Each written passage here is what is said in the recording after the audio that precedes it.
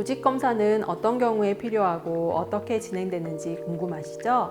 그럼 지금부터 차근차근 설명해 드리겠습니다.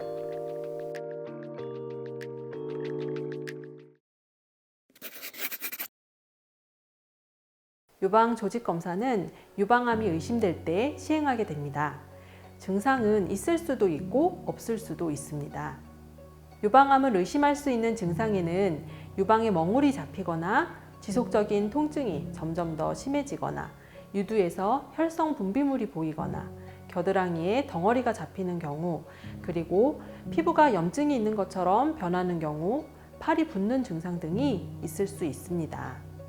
하지만 이런 증상들은 암이 어느 정도 진행된 후에 나타나기 때문에 최근에는 증상이 없어도 검진을 통해서 유방암을 진단하는 경우가 더 많아지고 있고, 이렇게 증상이 없을 때 발견된 경우 유방암 초기라면 치료 경과도 더 좋고 치료 후 생존율도 더 높고 예후가 좋습니다.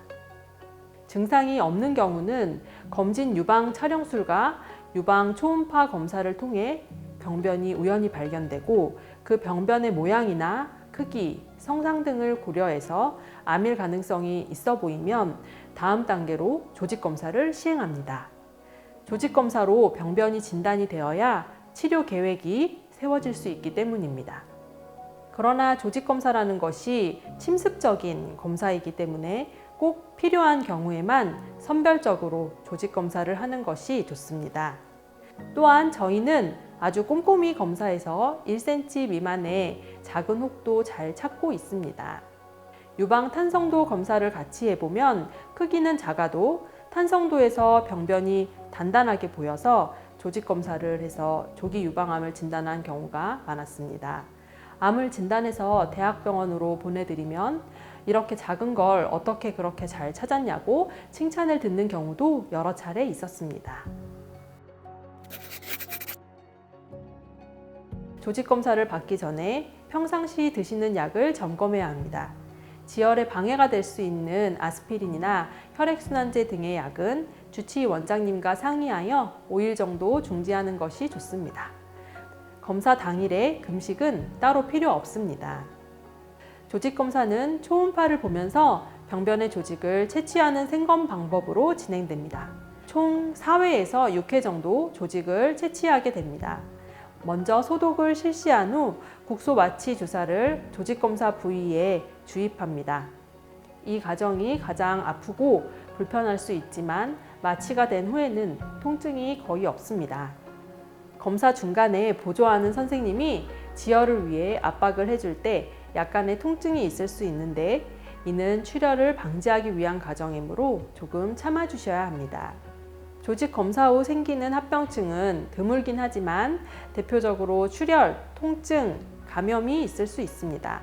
저희는 환자분의 편의를 위해 압박 붕대를 감아드리고 있는데 조직 검사 후에 걷거나 움직일 때 유방이 움직이면 불편함을 느낄 수 있는 것을 방지하기 위해서고 당일 저녁에 풀으셔도 됩니다.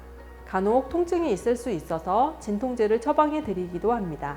진통제는 소염 진통제보다는 지연성 출혈의 위험이 없는 타이레놀 같은 진통제를 드시면 됩니다. 조직 검사 당일날은 무리한 운동, 가슴 근육을 쓰는 동작이나 무거운 것을 드는 것 같은 행동은 자제하시는 게 좋고 술이나 담배도 해롭습니다. 가벼운 샤워는 당일 저녁에 가능하나 가급적 조직 검사 부위는 물에 젖지 않게 주의하시고 다만 사우나나 탕목욕은 하루 이틀 안 하시는 게 더 좋을 것 같습니다. 검사 결과는 대략 일주일 안에 나옵니다.